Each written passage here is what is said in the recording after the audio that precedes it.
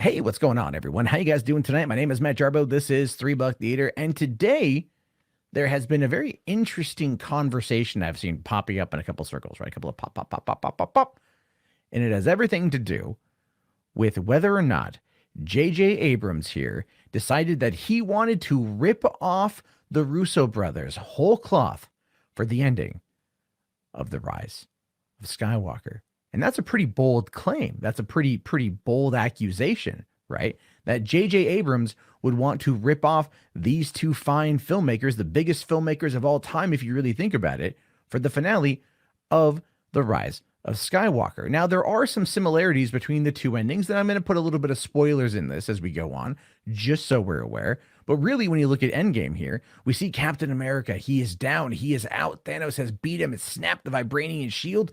And he is like, I can do this all day. He can fight. He can go. He can kick some serious ass. And then he hears on your left. He turns around and all the portals open up and everyone comes out and they stop Thanos. And that is just such an epic scene, and one that we knew was going to be happening at the end of Infinity War, that they all would return at the right moment, and it would be probably the most expensive shot in all of movie history. Then you come over here to The Last Jedi. Oh, I'm sorry, The Rise of Skywalker. And you come over here to that, and you see Poe.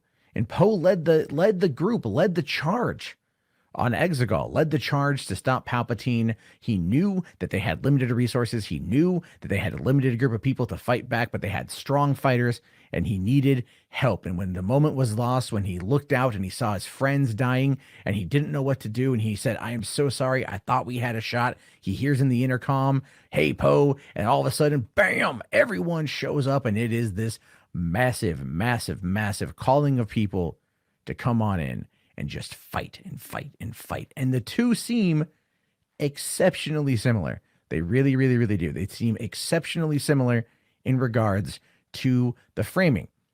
Now, I'm going to just kind of quickly point out here, we've seen these sort of things before, and I want you to keep that in mind. But one of the more interesting aspects, and this is one that I find to be a little bit on the funny side, is this image that pops up here, where we compare the ending of an Endgame with Thanos and the Palpatine, where we have Thanos saying, I am inevitable, and he snaps and there's nothing there. And of course, Downey Jr. sits there and he goes, I am Iron Man, and he takes them all out. Then Sidious there says, I am all of the Sith. And Rey says, and I am all of the Jedi. And she uses a crossed lightsaber in order to deflect back the lightning at Palpatine, eviscerating him down to the core of his being. And then people sit there and they think, hey, is this something that means that the two are together, that the two are 100% ripping each other off, or that JJ Abrams ripped off this movie? And the answer to that is no. It's called Deus Ex Machina, right? Now, the first one at least is that. This one very similar is that too. A lot of Deus Ex Machina takes place in regards to these kind of storytellings. This isn't a new thing. This isn't a new trait. It translates to the God machine.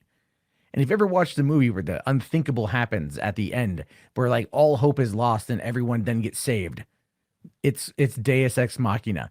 It's a trope. It's one of the oldest tropes. In fact, here, let's find out what it actually means. According to, I think this is dictionary.com, it says Deus Ex Machina is Latin for the god from the machine. It's when some new character, force, or event suddenly shows up to solve a seemingly hopeless situation. The effect is usually unexpected, and it's often disappointing for audiences. It's as if the author had brought us the climactic moment of tension and suspense and simply said, but then everything was suddenly okay. It undermines the tension of the story and seems to suggest that sheer blind luck is the ultimate determining force in a hero's life. How unsatisfying. And you know what? He's not wrong. The author there isn't wrong. It is relatively unsatisfying, but it is also part of storytelling. Sometimes you just need to get to the end. Sometimes you just need to have that moment where people get saved. It's not necessarily uncommon. It's funny when it's used. So I wanted to look at a couple examples here that I pulled up from online. What we have here is from, I believe this is bestforfilm.com. We've got the top 10 Deus Ex Machina moments. The Bill and Ted's booby traps from Bill and Ted's Excellent Adventure. That kind of, because remember, they went back and they were able to effectively set it up for themselves in order to get the keys to get out of the police station in order to get to the concert. That was one of the things that was Deus Ex Machina. We've got the PowerBook 5300 from Independence Day. Magically, an Apple PowerBook could also, interface with an alien technology well enough to upload a virus and to take down the entire mothership and then the rest of the fleet. We believed it in 1996, and it was even the basis for an Apple commercial where they tried saying the PowerBook could save the world. That wasn't product placement at all. Okay. We also have here iocane powder from The Princess Bride in a scene that was very funny. I love this description here. The Princess Bride is a glorious film, but the iconic battle of wits scene between Vizzini and the Man in Black takes some beating, overflowing as it is with Bond's mots and hyper-dramatized gestures. However, no amount of lines is good as you fell victim to one of the classic blunders, the most famous of which is never get involved in the land war in Asia. Could atone for the absurd moment where Carrie Ellis's unmentioned immunity to iocane powder is revealed.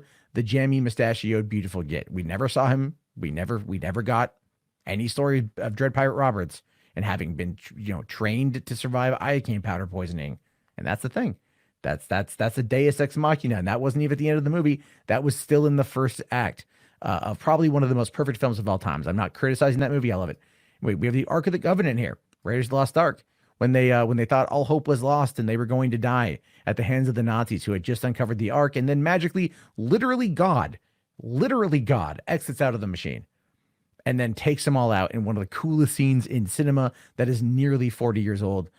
We've got green kryptonite crystal from Superman 2, the great eagles from Lord of the Rings, and another Lord of the Rings one is go back to the Two Towers when they're fighting the battle for Gondor, and the heroes think all is lost.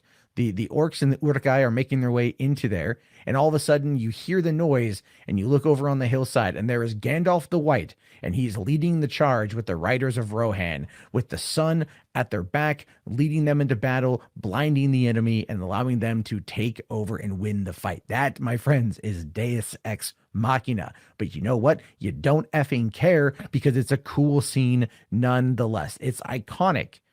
It's memorable.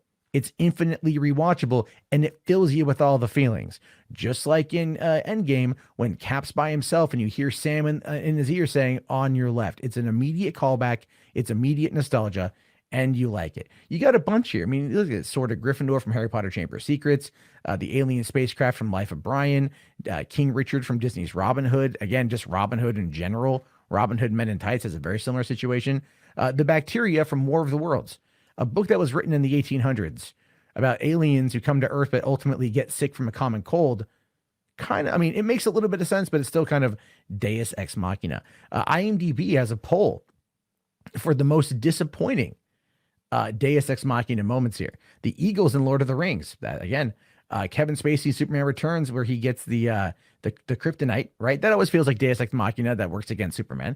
Michael Keaton in Batman, his utility belt usually contains something unexpected, which frees him from a seemingly inescapable situation. Well, he is the world's greatest detective, so that is something I kind of give a little bit of credit on. Again, the Bacteria in War of the Worlds. We've got a baby monitor provides a message from above for Mel Gibson and his brother for the water and signs. You have Keanu Reeves in The Matrix here saying that when Zion is being attacked by the machine army, Neo asks the supercomputer, named Deus Ex Machina, or Machina with intentional irony, that happens to control the machines to consider peace. The supercomputer agrees, and the machines immediately break off their attack, right? Because he is God. He's Jesus. He's the chosen one. He's all that stuff, right? Christopher Reeve. I mean, again, you can look at this here. Jurassic Park, right at the end of the movie when they're being surrounded by the velociraptors and they're about ready to be killed. And all of a sudden, here comes Rexy, and Rexy grabs one of the T-Rexes or one of the velociraptors and then, just goes, right? That's not even how you do it, but you know what I'm talking about. And then you hear like dun dun dun dun dun dun dun dun dun. You hear the theme song and like when dinosaurs ruled the earth, sign falls down. That's Deus Ex Machina. The scene's fantastic. It's amazing. Who doesn't love that scene? Again, it hits you in all the emotional feels. Our heroes are in peril. Our heroes are in danger. Our heroes are in need of help. And now, in the last moment, when all hope is lost, when they're going to meet the end, they're going to meet their maker, something comes along and absolutely, positively saves them. In the case of Endgame, it was everyone showing up, and then it was Robert Downey Jr. stealing the stones off of Thanos, and then snapping. And Star Wars, It's everyone showing up to help fight at the end to help take out the super Star Destroyers, and then Rey is able to use her Force ability to pull over Anakin's lightsaber to do a cross, and reflect the lightning over on Palpatine again. Deus Ex Machina. It is a massive trope in storytelling.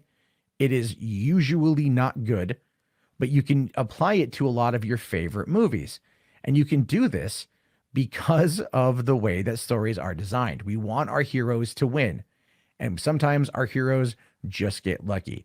In the case of Star Wars, in the case of comic book movies, these sort of characters really kind of rely on luck more so than skill. And I think that is something we're taking into account. So, did The Rise of Skywalker rip off Avengers Endgame's ending? The answer to that is simply no. It's a common trope that's used by a number of people in a number of big budget movies that define your childhood. They simply pulled from those because they were referencing those. That's all they were doing. When it comes to Star Wars specifically, we know that at least in Mandalorian Episode 4, it's heavily inspired by Seven Samurai, a Kurosawa film, and it's even credited in the end credits that it was inspired by Kurosawa. You have Star Wars itself, A New Hope, which is heavily lifted from not only Lord of the Rings, but also Hidden Fortress by Kurosawa. Filmmakers and storytellers lift and adapt from multitude of different stories throughout all of literary history. To try to sit there and create an argument that one is simply rips off from the other because they both came out in the same year is just ridiculous. And it shows you that anyone making that argument simply doesn't know cinema, doesn't know their history, and take it with an absolute grain of salt. But I leave it to you, your thoughts, your opinions. What do you think this is? Do you think, what's your favorite Deus Ex Machina moment? Really, mine, honest to God, is is Jurassic Park. I just love that moment, right? Again, it's everything in that moment. The people are in terror. They might die. Here comes, the Velociraptors, and then T-Rex shows up. And guess what? Even in Jurassic World, they kind of pulled from that scene yet again. And it worked. Nostalgia is a mofo, but Deus Ex Machina is the biggest storytelling trope of them all. And they still use it because people still freaking like it. Anyway, your thoughts, your opinions, let me know down in the comments below. I will talk to you all later. Have yourself a great day. Thanks for watching. Be sure to join the Discord and support on Patreon if you like this content. And I'll see you guys later. Have a good one. Bye. Hey, thank you very much for watching the video. If you want to keep the conversation going, and if you made it this far, you clearly do, come on in and join the Discord. Link is in the video description. Can't wait to see you there. Have yourself a great day, and peace out.